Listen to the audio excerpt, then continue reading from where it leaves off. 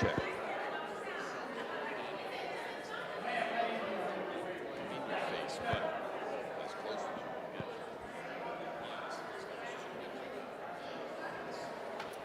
Want me to carry all those back? If you want to, I can grab them. I don't know what it lasts for.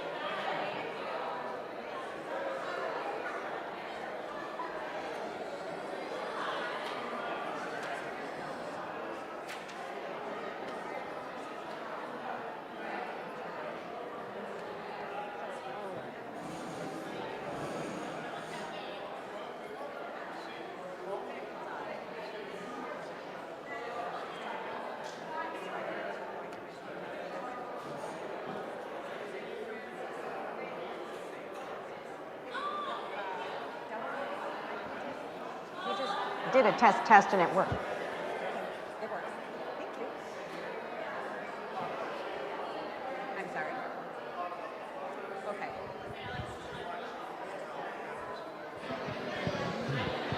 Let me play through. Everybody Check. else will know if it's-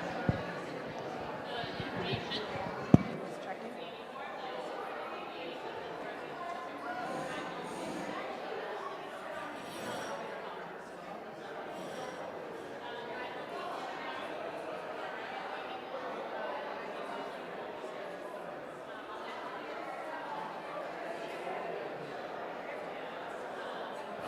Check, check, check, check. Try to encourage.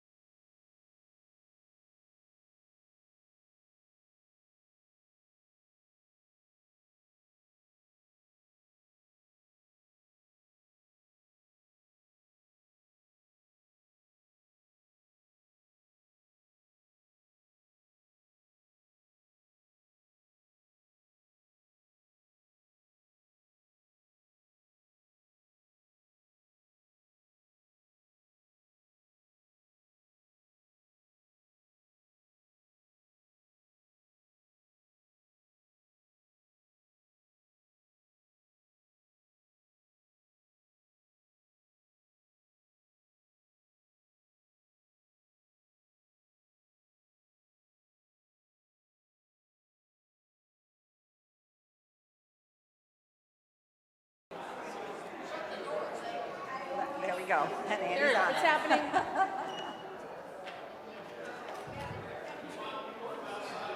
Well, if they want to be in here, we would love to have them. We are starting and we're going to keep moving, and I'm going to blame, you can all blame me. Hans and I are headed out at 11:15 to go to the 152nd anniversary of St. Mark Lutheran Church in Mayville, New York, where I served my first call. They're having their celebration today. This meeting will be done at 11:15. So, because that's the way it's going to be today. No, you don't have to hold your questions, but. No. So thank you all for coming. We really appreciate your presence here and inviting a lot of good conversation is what we're hoping to get from today. So I am actually going to ask Pastor to step back up and open us in prayer. All right. Let us pray. Good and gracious God, we give thanks for this day. We give thanks that you have gathered us into a community of faith, and we give thanks that you give us discerning hearts and minds. We pray that your Holy Spirit would lead and guide us as we discern about Bethlehem's direction, as we learn about vision and priorities for the coming year, and as we seek to be faithful to the ministry that you set before us. In Jesus' name we pray. Amen. Amen. So I am leading the meeting today. I'm Glenda Lockhart. I'm the treasurer. Normally you would expect to see our president up here leading these kinds of meetings.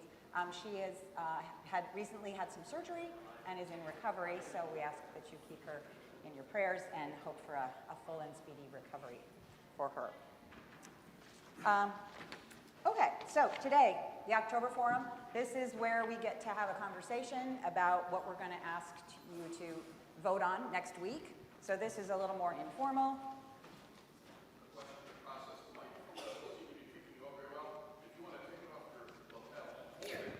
Okay. I'm going to just do this. Oh, sorry, technical difficulties. This is on. Just stick it over your ear. Oh, we're done.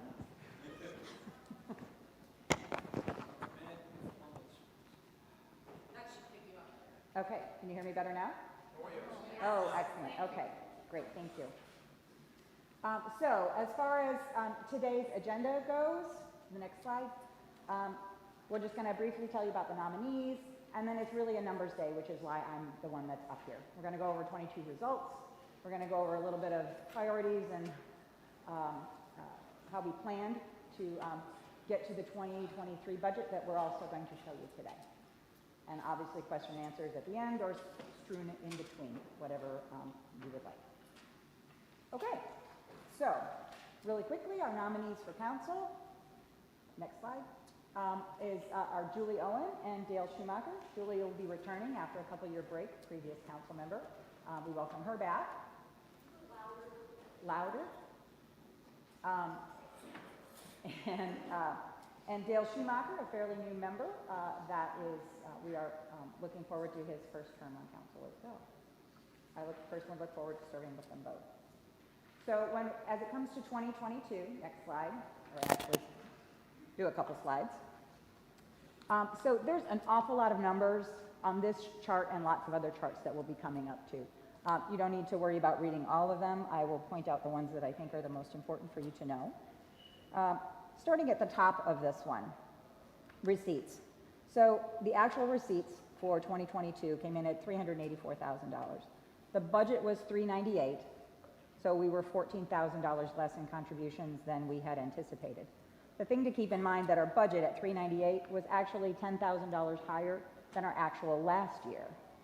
We had intended to do a financial stewardship campaign, which for several different reasons didn't occur. So when you compare this year's actuals to last year's actuals, we're still below, but by about $4,000 versus $14,000. So that's the important part to look at there. As we get into spending for the year, you can see when we go down to towards the bottom, total expenses, actual of $404,000 versus the budget of $417,000. So we underspent what we had planned to do. So that pretty much almost exactly offset what we were behind on receipts. So we ended up the year pretty much exactly where we thought we were going to be, although the route was not straight. It had bends and curves in it, with results being the giving being lower and the expenses also being lower. I can go through just a couple of things of note. When you go to the, look, it's easy to look at the better worse column to the right. You see that worship and music, we had more expenses there when we had gone in expecting, and that's really driven by two things. $3,600 is work on the organ that was necessary but not budgeted, and then another $1,000 was work on the piano, again necessary but not budgeted. So that explains that variance quite easily right there. The others are smaller variances I won't get into. Mission support to Synod, obviously if we're lower on our contributions, we're lower on the amount that we send to Synod because that is directly tied to our giving numbers. And then you'll see the staff compensation is where the most of the driver of the positive variances. As you all are aware, our office manager left at some time ago, and we also have not had the opportunity to fill an open administrative position that we had budgeted for, and we also no longer have the youth coordinator. So there's a bit of positive variances in staffing there because we're currently understaffed. So that's what's driving that positive variance there. Does anybody have any questions on how 2022 turned out? Any other comments from council? We've had a lot of discussion about things. The comment is, one comment. We have paper copies of the annual report. Andy has them in back. And so if you would like, and all of the financial reports are in there. And it was also emailed in the Star this week. So you have access to this. They're on a table in the back if you want a paper copy of the annual report. Okay. So this is like a subset of the church's finances. This is what we call church operations. This is where the bulk of the activity happens. It's, you know, the money we bring in for church, general church operations, and the money that we spend. So if we go to the next chart, this is, again, even smaller, even more numbers. But what this is our net assets statement. I look at it as more of a roadmap of our finances. So at the top it says this is where we started the year at last year. The middle is this is what happened during the year. And the bottom is this is where we are at the end of the year. It's also separated side to side. So on the left-hand side is unrestricted, church operations and our investments. And then on the right-hand side is all of our restricted funds. The Memorial Fund, the 100th anniversary scholarship, the IMF, our capital reserve. So those are also funds that Bethlehem owns, but we have them earmarked and we put them aside and we don't touch them until we need them.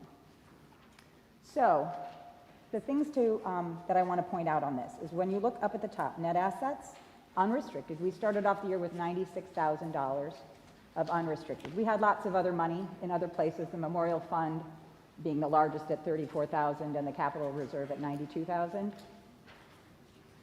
And when we think of the net assets at the beginning of the year of $96,000, remember that that included the PPP loan monies that we ended up not needing and we voted to distribute. So that is a little bit of an artificially high number because we knew 30 of it was going to go out of our doors, and that 30 wasn't there the previous year, right? So I wanted to make sure you understood that. So the very, what is it, left-hand column is basically the sheet that we looked at before. It's all the church operations in detail. So that $45,000 decrease in net assets is the deficit that we ran, as well as the $30,000 that we gave away. So that's, we spent $45,000, or $45,000 more dollars went out of our doors than came into our doors in regards to church operations. We also have investments. We have the house next door, and then we have some securities that over the years have been donated by different members that we have in an account at Merrill Lynch, and those securities generate dividends on an annual basis. So we track those in this column called rental and investments. So you can see in last year, $5,600 in dividend income is what our investments earned us. And then we also have rents received. And then below that, there's the expenses. So one of the things to point out here is that we've talked about this before, the continued situation with the house next door where the rents are not covering our expenses. A year ago, we came here and we told you we were confident that we had an agreement and we had a path forward, and that path only lasted for a short time, and we are finding ourselves back where we were. Council is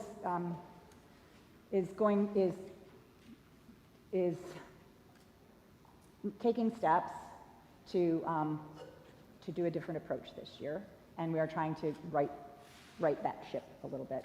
We want to be cautious about how much we say in a large group, just because there's individual people involved and finances, and we want to be considerate of all of that. We're not trying to be secretive. So if any of you have any questions or want to talk in any amount of detail about what's going on with the house, what are exactly our plans, all that sort of stuff, I am more than happy to have an individual discussion with you, because, as I said, it's not a secret, it's just confidential, if that makes any difference in a definition. So as it ends up this year, we are only about $1,000 ahead in total on our investments. Normally that number is a much larger number when the house is operating as it should. So then the bottom line on this is we started off the year with $96,000. We're ending up with $52,000. And that's a combination of the $30,000 in the sharing our blessings and then the planned deficit that of roughly $16,000, $17,000 that we planned going into this fiscal year. So it's not a surprise. The $52,000 number is not a surprise. It is exactly what we expected to see there. Does this chart make sense in the way I explained it? Anybody have any questions? Let me check my notes. I sort of missed on the house next door. You said in detail. I'm just curious, before COVID, forget about COVID, has the home brought a net profit in the last, for the last 20 years? Has it always been that's gross and furnaces and taxes? Okay, yeah, the question is over time, has the house been provided a positive net income or not? Is that a fair synopsis of your question? And the answer is yes. Over the years, the house has consistently generated positive cash flow. There have, of course, been years where it kind of goes like this, where you have larger investment in repairs or mechanicals going bad, stuff like that. But up until recently, we've never encountered the issues with non-payment of rent, which is what is our current situation. So we have every confidence that we can return that property to what it used to be. There's a chart a little bit further in when I talk about the budget, it'll show the house over the years, so that'll get exactly to your question in detail. Yes? Down the road, you lose the ability to use the parking lot next door. Would we consider taking the house next door off the tax rolls of the village and turning it into a parking lot? Okay, the question is, now I have to double my thing. Maybe I shouldn't do that. Turn that off. The question is regarding the potential that the parking that we have with the Board of Education next door, if that goes away, how does the rental house, that property, fit into some sort of equation? And I guess the answer right now is we don't know, and that would definitely be something that council and other invested persons would have to develop a plan for. So I don't think there is an answer right now, but Finance Committee has already had initial discussions about that very topic, like what are we going to do when that goes away, and how are we going to approach that. But the answer right now is we don't know yet. Maybe just say that as parking down at the landing in the wintertime, the sidewalks are awful icy, and people Yes. like me wouldn't be able to handle the ice on the sidewalks. Yeah, Bill was mentioning that with the landing being the only other alternative, it could be difficult with people with mobility issues to get here. And those would be all things that we would address if and when we get closer to that becoming an eventuality. Any other comments or questions? Okay. And I learned something this morning. I'm not about people who can't come to church at home. I guess what we see is very little. Is that correct? I mean, you do not see the church sing organ, the choir singing. Is that right or not? Are you asking about the live? Yeah. Are you asking about how the live stream, what the view is for the people who are watching it on video? Yeah, actually, I shouldn't even give it a thought because I haven't seen it, and also I've heard it only get very narrow. How's the singing? Or am I wrong? So the camera that's right up there can focus in on different things, and so it focuses in if the action is happening at the altar, it focuses there. If it's on the choir, it focuses there. So it is not a big panorama of the whole church, because then we would all be super teeny tiny dots. And so it's a way to be closer and actually see the facial expressions and see who's leading or singing or whatever the case may be. Mm-hmm. Okay. Marcy? May I ask a question about restricted funds, or we're not talking about Yes, we can certainly. Marcy has a question about restricted funds. the scholarship fund? The scholarship fund, yes. My understanding is council decided that that was no longer. On the scholarship fund, what the council decided was that we would not be adding to the scholarship fund. The scholarship fund as it currently stands will be distributed as the scholarship committee deems appropriate, whether it's continued annual awards of scholarships to graduating seniors or some other distribution of such. But the intent was for that, for BLC to show its support for graduating seniors in a more holistic fashion. Is that a fair answering of the question? I can also allow other people to speak. John, if you'd like to speak, or? Well, there was proposed, I'm kind of loud.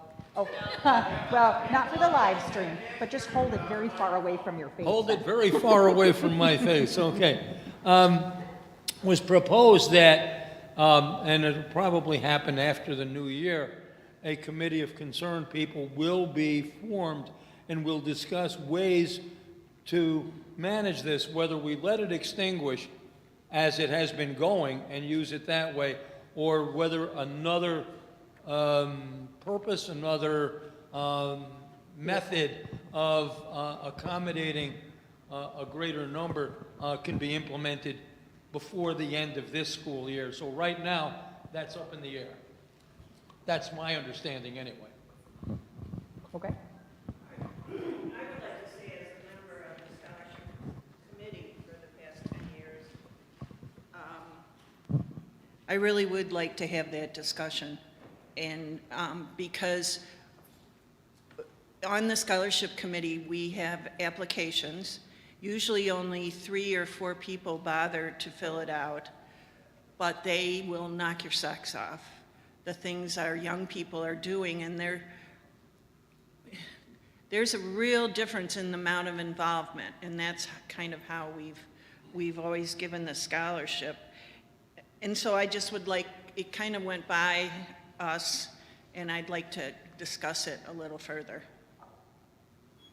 So John, is that you, or do I go talk to council about it? I think John is good. Okay. You noted? So noted. You put the check mark? Because three of us that are on the committee, we were kind of shocked. Okay. And it kind of happened fast, and just kind of, and I understand the reasoning, and, but just would like to talk about it. Okay. Because a fuller plan needs to be created sooner or later, and it was suggested with all the post-COVID, trying to get back to a little more normal situation was going on, we could wait on this scholarship money distribution new plan, or continue the old for a few more months before we met and worked on that. You guys had other things that we had to work on a little more promptly. So, yeah, it will happen. Okay. We guarantee it on her word. And pass, it's on the list, so we know it's going to happen. Going over to the restricted funds, but thank you for getting me back over there. Just another, just a quick rundown, just to reiterate the $25,000 that was transferred from the Memorial Fund over to the IMF to get that open. And over the course of, since that was initiated, we've received $5,035 of additional donations from people that have come in, and that's been forwarded on to the ELCA Foundation to add to our balance in our IMF fund there. You'll also notice the 100th anniversary was completed this year, and so that balance at the bottom comes to zero, so we won't be seeing that that column going forward, but we were happy that we were able to bring the 100th anniversary celebration to a wonderful close. And the capital reserve, the $5,000 was the ventilation that we had voted on a year ago too. So not a whole lot of activity there. Anyway, so I just wanted to point those out as well on this chart. And if we're ready to move on then, what we wanted to go into is just some key takeaways. So we still believe our financial position is strong. We have that $52,000 available. Oh, sorry, there we go. And we also, because of accounting rules, of which I am not an accountant, but I am told by an accountant that this is the way things have to happen. What doesn't show up on the previous pages is I had mentioned that we have a Merrill Lynch account. There are securities in it. Those securities have been generating the dividends that I spoke about, but those securities have also appreciated in value over the years that we have owned them. So if and when we decide to sell them, we would realize that capital gain. Luckily, we are a church. We do not have to pay taxes on those capital gains as we do as individuals. But there is like $69,000 worth of unrealized capital gains that we have in our Merrill Lynch account. So when we think about how much money do we have, we definitely have the $52,000, but we also have another $69,000. So our little nest egg, our safety net is more like $111,000. And then we have all of our other earmarked funds, the 70-some thousand in the capital reserve, et cetera. So that's why we say we feel like we're still in a pretty strong financial position. But as we looked ahead, we realized changes were needed. I'm doing in a little different order, but so we did a first draft of the 2023 spending plan, which had, we said if nothing changed, if we had an office coordinator and, the youth coordinator and the office administrator and nothing else changed except for inflation and how everything else is going up with terms of utilities, insurances, all that kind of stuff. That first blush resulted in a spending plan that was unacceptable. The deficit was extremely high, and council looked at each other and went, well, we have some difficult decisions that we need to make going forward. One of the things that is the most foremost thing that we talked about was the fact that our receipts have diminished year over year. So as we look to next year, we started with the assumption that receipts would not change, and that's generating the deficits that we're talking about. What you have to understand is that, which I'm sure you understand, every dollar that comes in extra into the offering plate is a dollar that we do not have to reach into our reserve to spend. So the easiest way to get rid of the deficit is to increase our giving. That's pretty easy. But we also know that we can't count on that, so we were taking other steps. We have committed to using our real estate asset next door more effectively in the coming years, And then what we also realized is we can take a fine-tooth comb to all of our other spending and making sure that we're not, that we're spending only what's necessary in all of the office and property and ministries and stuff. But the largest share by far of our spending is in our staff area, and we knew we were going to have to look carefully at our staffing. Next slide.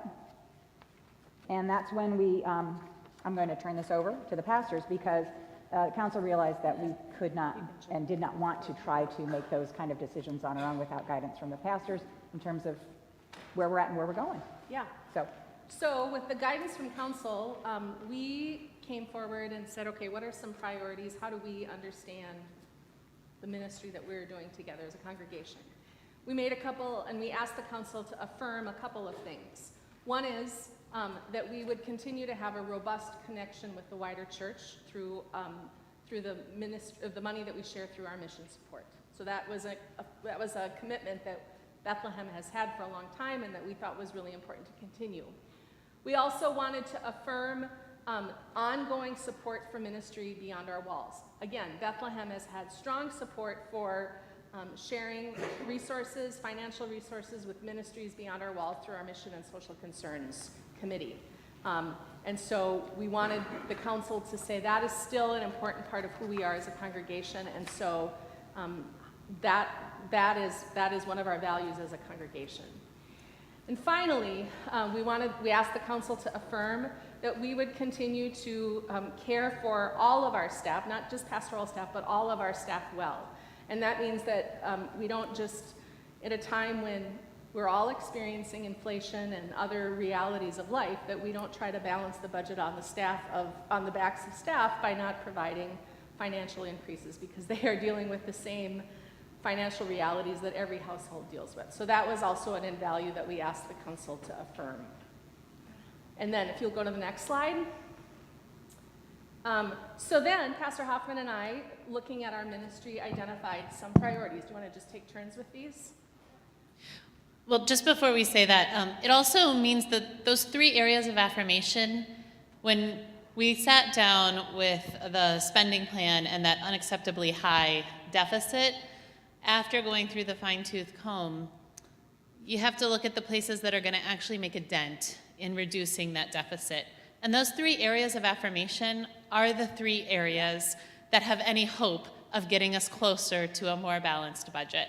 They are our 3 biggest expenditures. The mission support that we send to the wider church, which we have been growing over the number of years to the recommended 15%, and we had achieved that and have been at 15%. The mission that goes beyond our walls through Mission and Social Concerns, as well as staff spending. The care of the property is the other biggest one. But staffing is 2/3 or so of our spending plan. So we cannot have a conversation about how we reduce a deficit without talking about those 3 areas. And so those affirmations help to guide what are our core values around those areas of priority, so that we are making really thoughtful and intentional decisions about how we find that money. So our priorities then: ongoing development of our music ministry, which is the most significant area of congregational engagement. This morning was a perfect example of what of the number of people that are engaged in our music ministry, between the choirs. You saw 2 of our 3 choirs. The bells are getting ready to play next week, but also additional support to congregational singing. We had a French horn today, bringing in the gifts and musical talents of the congregation and helping engage us all in making a joyful noise. That continues to be a huge area of priority that we do not want to see diminished, especially as it has been continuing to grow as we come out of this pandemic. So another priority was our ongoing development of a communication strategy, which is something we have been working on with Capra Strategies. They were the folks that developed our website in 2020, and we've continued to do some ongoing work with them, which we have increased since this summer. And Capra Strategies actually has been, we pay a very, very, very small quarterly retainer for them, but they have been actually gifting their communication support to us since this summer at a much higher level than our retainer covers in order to help us. They're supportive of our ministry as a congregation, and they want to help us kind of communicate more effectively with the community as a whole, but also even within our own Bethlehem community. So continuing to work on our communication strategy was a priority, and because since June, Pastor Hoffman and I have been the implementers of most of the communication strategy, it was also really important that we continue to move forward with getting that back in the hands of staff and volunteers, appropriate volunteers that can carry on some of those activities. So that was a key priority for us. We continue to focus our energy on engagement in community life in terms of volunteering and serving and connecting. It has always been true, but I think it is becoming more clear, ever more clear, that the church is the people, not just the pastors or not just the staff. And so we are trying to engage and lead in ways that make it possible for more people to be meaningfully and purposefully involved in carrying out the ministry. You see that in our team ministry, you see that in council leadership, you see that in how we have a number of people who make Sunday mornings happen, and we want to continue to lean into those ways so that we are truly being the whole body of Christ and not just a few people on behalf of the whole body. We also identified a priority of continuing to have our facility used as a resource for the whole community. That is something that we have been really focused on for many years, but we've continued to become more and more used by scout groups, by recitals, teachers for their student recitals. And we want to be a resource for the community as a whole, not just something that we as a small group of people get to participate in. That's a priority of ours. But that doesn't just happen without some support in terms of making sure people have key cards, make sure people know how our building is used, making sure they know how cleanup happens after, all of those things. How to turn on the heat. Yes, how to turn on the heat. Like really basic things. Yeah. So that's an ongoing priority of ours. And I just have to make one note. As a result of that ongoing priority of ours, Raylyn has been in conversation with Eastman School of Music, and we are going to be hosting an organ recital here at Bethlehem, a community organ recital on the 6th of November in the afternoon. They're going to have students who are coming here. It's a free will concert, but like that's exactly the ways that we want our wonderful resources to be stewarded on behalf of the whole community. So we're really excited about that opportunity that's coming up. Yep. And then finally, do you want to do the last one? Focus the energy and effort of pastors on the ministry they are equipped to do. We are not office administrators at heart. We are not. We have made it happen. We can do it. It turns out we really can. And that means we're not able to focus on some other things when we're doing that. So focusing the energy not only of the pastors on what we're equipped to do, also hopefully helps to set that as a value of our whole organization, that we want to use everyone's gifts and skills to match them where they are uniquely situated to be matched. That includes your pastoral staff, which is why it is a huge priority for us to fill the office administrative position, but to make sure we do so in a way that continues to support the other priorities. Yeah. Yep. Are there any questions about any of that? Glenda's going to talk about the numbers involved and what that means, but just any questions about those priorities? All right, Glenda. Okay, next slide. If we can go to the next slide. So given that sort of direction, specifically to continue our support to Ministries Beyond Our Walls, Council came up with, I'm sorry, and then another one too. There we go. No, the other way. There we go. Super. One thing that we're proposing is that we fund our missions and social concerns differently than we have in the past. In the past, we've done a straight dollar amount to our missions and social concerns. The idea here is to tie that dollar figure to giving, just the same way we tie our synod giving to our giving. So the 6% is the number that is that on it? Yes, 6% of contributions is the number that we are proposing to be the missions and social concerns budget for the upcoming year, understanding that if giving increases, that dollar figure will increase since it's a percentage and not a straight dollar figure. In terms of money, it's a little bit less than last year, because remember, we are trying to find ways to do with a little bit less. So that was one way that we were a change to it, but also a little bit of a reduction in the missions and social concerns budget, assuming there is no increase in giving. As well as the Synod mission commitment, as Pastor mentioned, 15% is what we had built ourselves up to. In next year's budget, we are recommending a 14% increase. So it's a slightly smaller amount of money that we'll be sending on to the Synod. So in that bucket of money, which is somewhat discretionary, that's how we're going to carve a little bit of cash out of there. In terms of staffing, we have the music ministry, and consistent with the recommendations from the pastors, we are not looking to pull back on any of the investment in the music. So we intend to ensure there's adequate support for equipment needs, supplies, as well as staffing there. So the next page is where we get into the other portions of staffing. So for office administrative, as the pastors have said, they've been doing a lot of the administration themselves, and they have a pretty good idea of what a job needs to look like. So getting that identified and hired is high on the list. The two positions that we're talking about is separating the old office manager into two positions. One is strictly admin kind of a position, taking care of the building requests and key cards and calendaring, yes, calendaring the space, monitoring the church email, those sorts of things.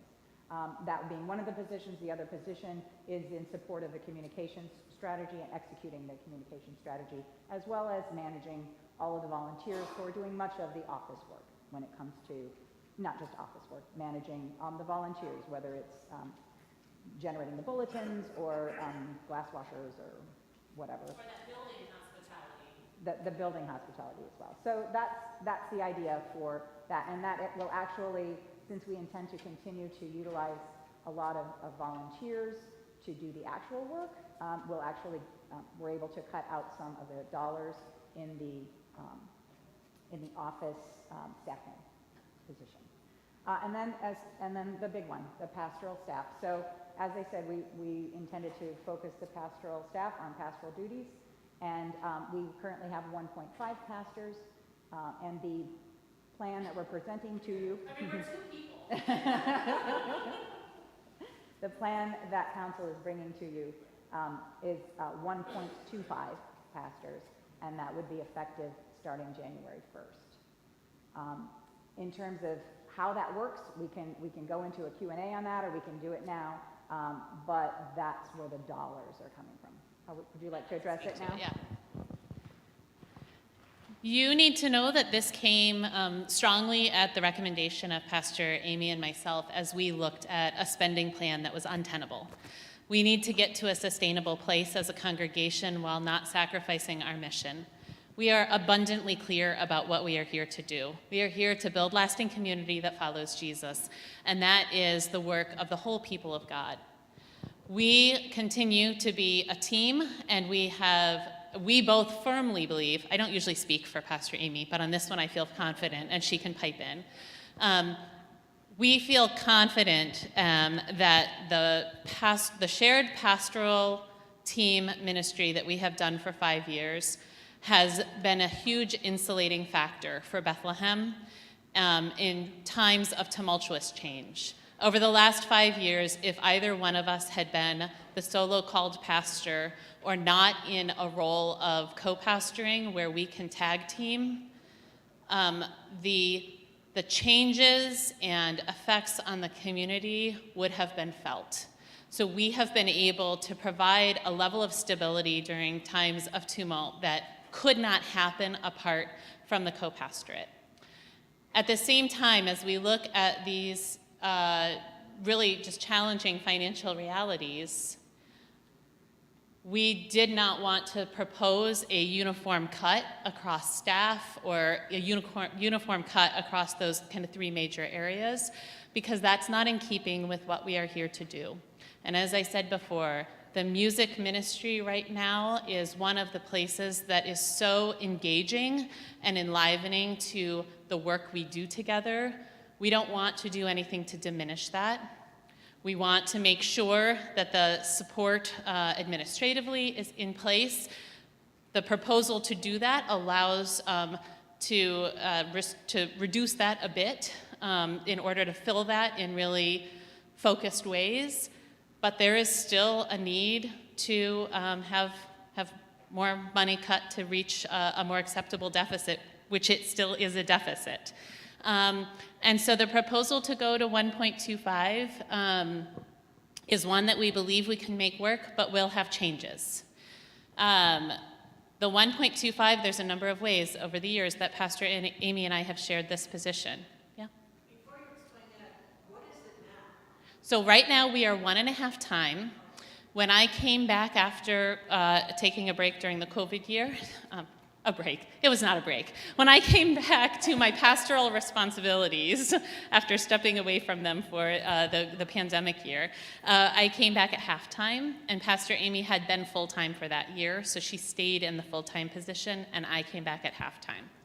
As we thought about needing to redistribute our time again in order to make this work, we thought of a couple scenarios. One is take 1/8 from each of us, and neither of us had any idea how that would actually work in any kind of real way other than being paid less probably to do the same sort of work.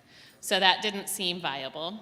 Another option would be a quarter-time reduction for Pastor Amy so that she would be at 3/4 time and I would remain at half.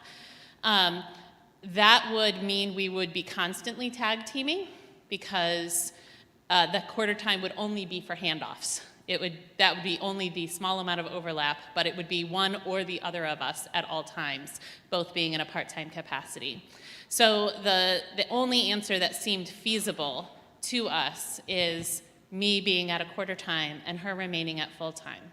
What that means is a bit of a shift from how we've operated for the last 5 years. That does not allow for as true of a tag teaming that we've been able to do, because at a quarter time, that means I focus more in some specific areas. Probably shared worship leadership that would continue, but beyond that, I probably wouldn't be as easily and seamlessly able to step into a council meeting or some of the oversight roles because I wouldn't be able to keep up to speed as much at only a quarter time.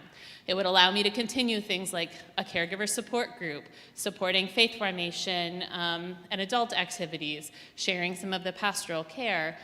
But it does mean a shift from the way we've operated in the last 5 years in a true tag teaming partnership. So you need to know that there would be some felt differences in this model, but it has our support because we believe so strongly in what else we are doing as a congregation, and we don't want to see the life of the community diminished in any of those other ways. Yeah, the only other thing I would just add to that, one of the questions as we've talked about this that folks have asked is, well, how will that look different to the congregation?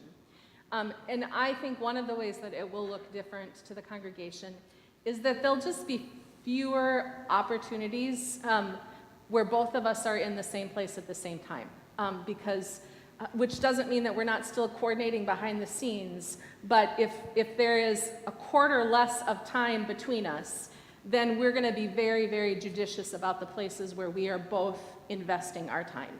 That's just a reality of what we have to do. So I mean, I think that's one of the primary ways that the congregation, that would be visible to the congregation. Mm-hmm. Yeah. Are there any other questions, Pat?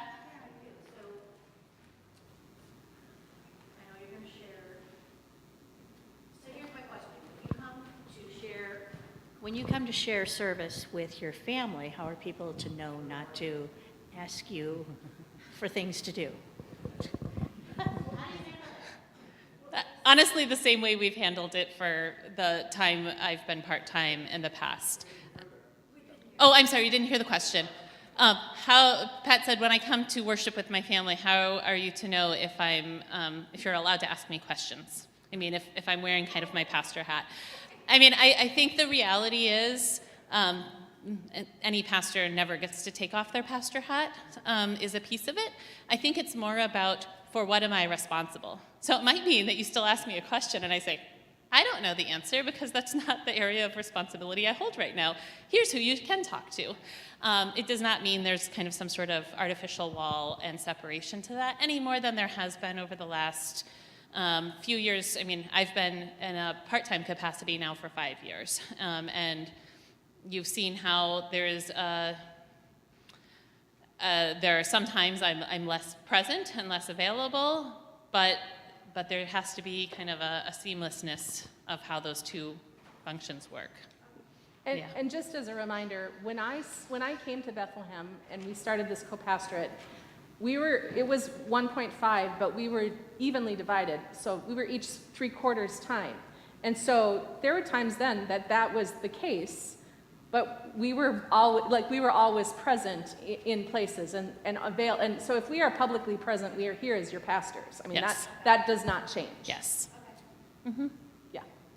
Yes, Marcy? Kind of a personal question to you. Like, this is cutting your job in half and your salary in half. You're okay with, you're in favor of this? I mean, I'm in favor of having enough giving that we don't have to make difficult decisions. But that's not the world we're living in right now. If that changes, I think we're open. I'm open to fluidity there. I don't go into this assuming that there is some point in time in the future where we will grow to a point of needing a different pastoral level. If that happens, we will intentionally and thoughtfully think about how to grow into that and whether we regrow my role or whether that is a space and a time for a different configuration. I think, if anything, you all have known me for 12 years. I am not a person who does things quickly or without a great deal of thought. Pastor Amy's laughing. Like, she is usually the soundboard for those long, drawn-out conversations. But one thing that COVID really brought home for me is the concept of the next right thing. I have always been goal-oriented, like can see 5 years down the road. I can't see 5 years down the road anymore. And I don't know that any of us can. And so it's been about, what is the next right thing? That's what led me into a PhD program. I don't know if I'll finish it. I think I'll finish this semester. I think I'll go back next semester. But what is the next right thing? And that's the concept I'm trying to bring to this conversation too. I don't think any of us could have guessed we would be in this position as a congregation, certainly not 5 years ago when we entered the co-pastorate. None of us could have predicted that a pandemic would have happened. None of us could have predicted that Pastor Amy's life circumstances meant she needed to be away a lot of last fall to accompany her father-in-law through his final days. None of us can predict a lot of pieces. And what feels good to me about this is not trying to apply a cookie-cutter approach or a just strictly number approach. What feels good to me about this is that we are asking, what does the congregation need in terms of leadership at this particular time, and what's the next right step? So I have enormous privilege personally that I can make the choice to work less, so it's not a hardship to my family in the way that that might not be true for other people. That's part of the constellation of decision-making here. Part of the constellation of decision-making is what the congregation needs right now. And given that right now it feels like a choice between music ministry, mission, and some of the other pieces we talked about, this is the place I would rather us cut if we have to make a hard choice, and I think we have to make a hard choice. Does that answer? And I can't tell you how much I appreciate, I know we both appreciate that we are people in this and not just numbers or positions. And I just want to say also, because I I don't know that it's always clear to people just when you see on a Sunday morning. I mean, we really did think about, well, what would it look like if I went to 3/4 time and Pastor Hoffman was at halftime? Like, what does that look like? That accomplishes the same thing, kind of on paper.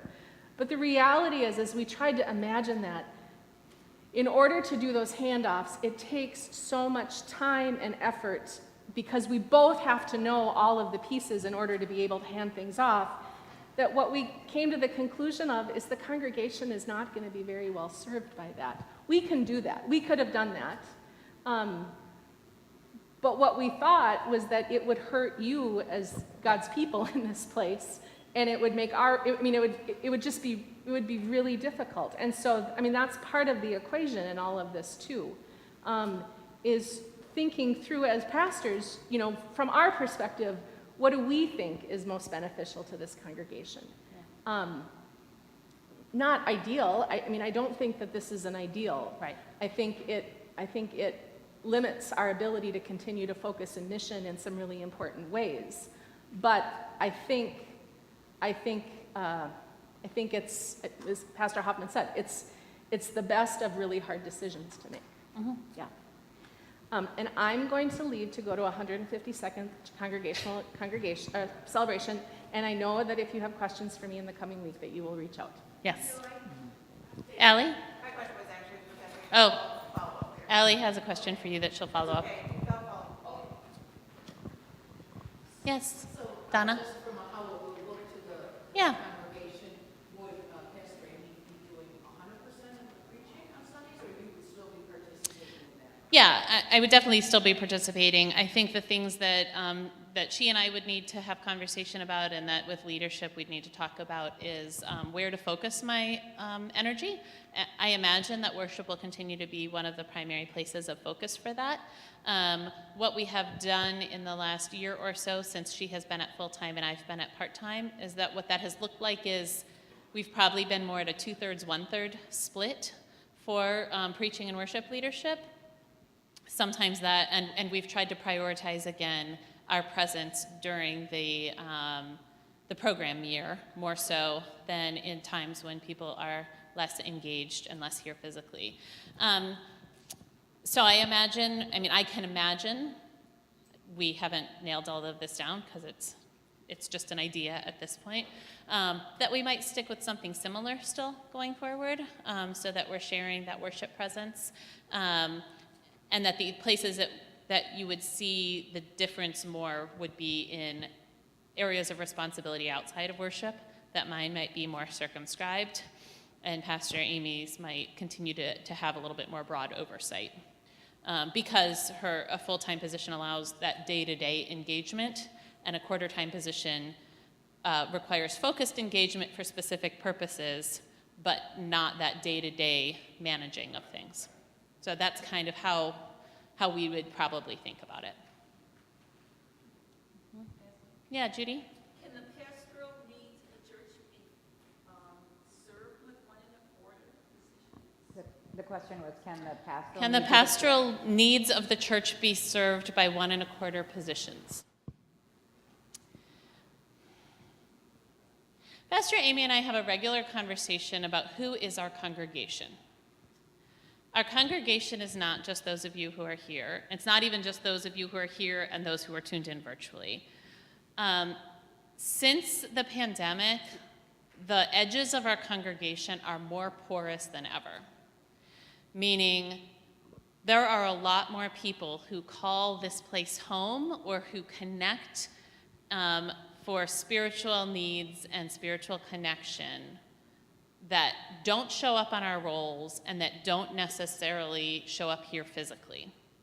So I think that leads to a situation where the pastoral needs are sort of never ending, which means no, they cannot be fulfilled by a 1 1/4, but they also are not being fulfilled by a 1 1/2 because there is more. And I think that's what Pastor Amy meant when she said it restricts the ways we can reach out in mission and ministry because we are limited.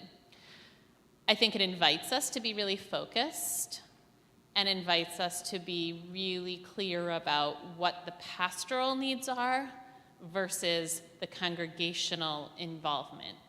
That's why we're so clear about what do we take out of the pastoral office and put into other roles and responsibilities, because there are some things we are uniquely trained for, prepared for, and able to serve in, and we really want to preserve that in the pastoral office.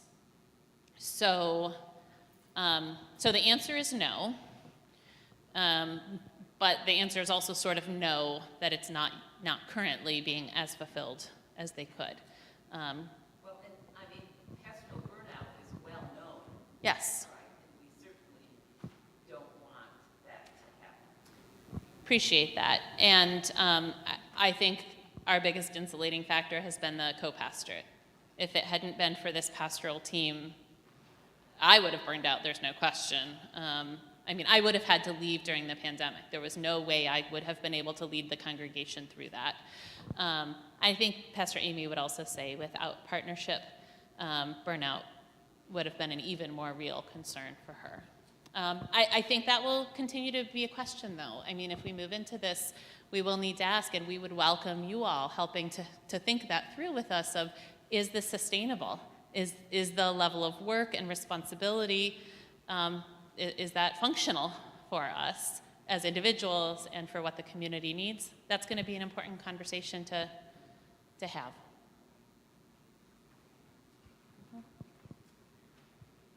So we have, Oh, one more, Tony? One more. This isn't really a question, this is more an observation.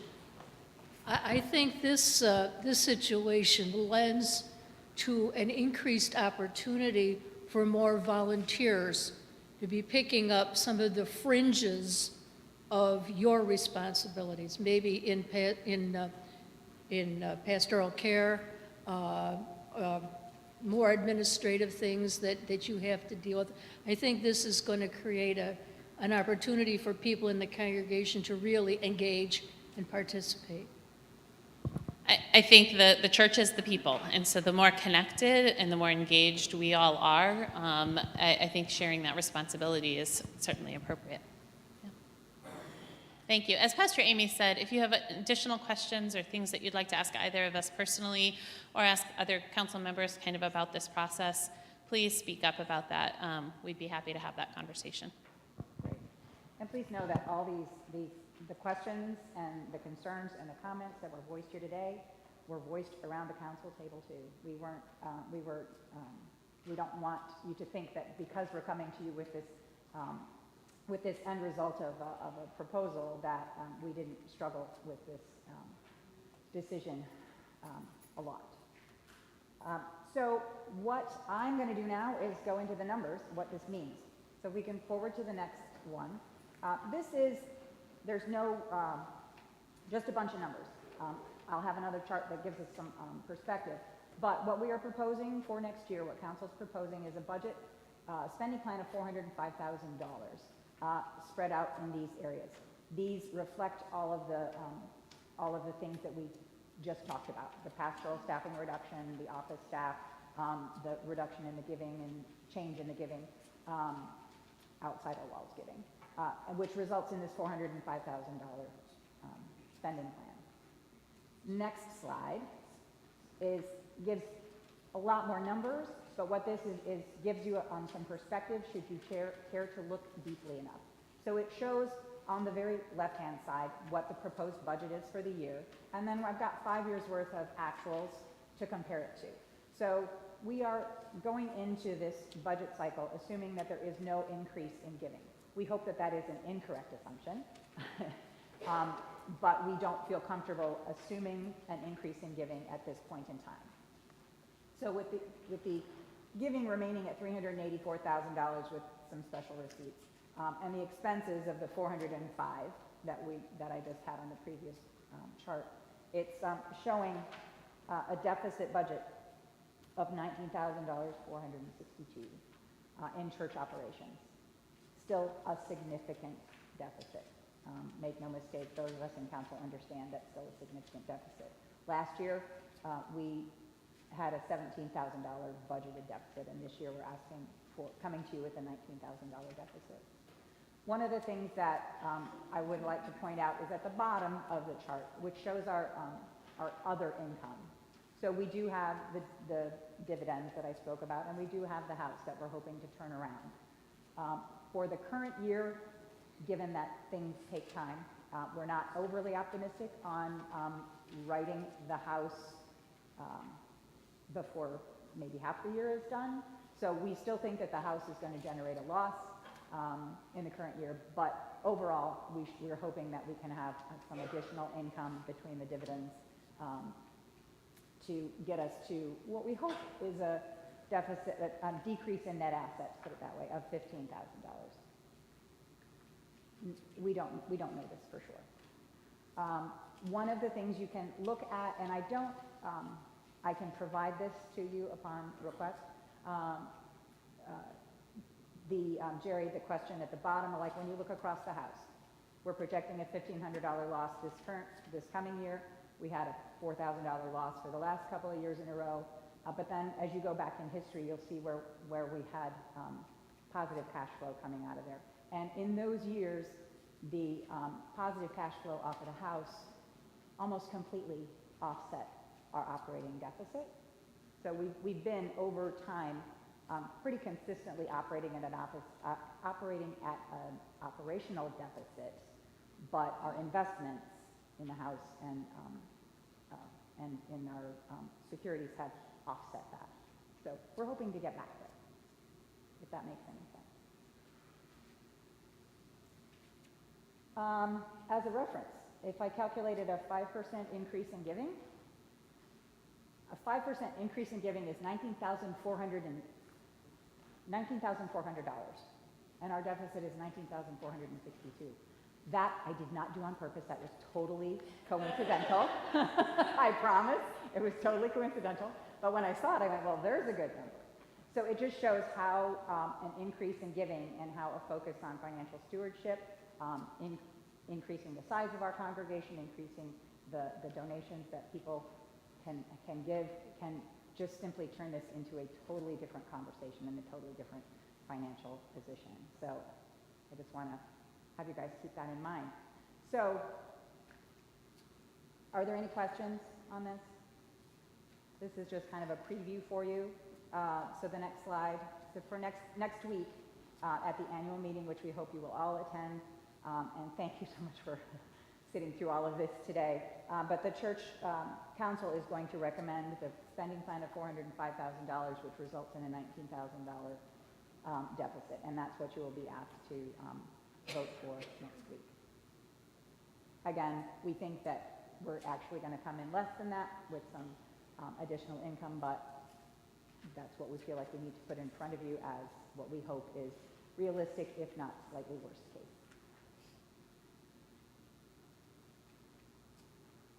Bill?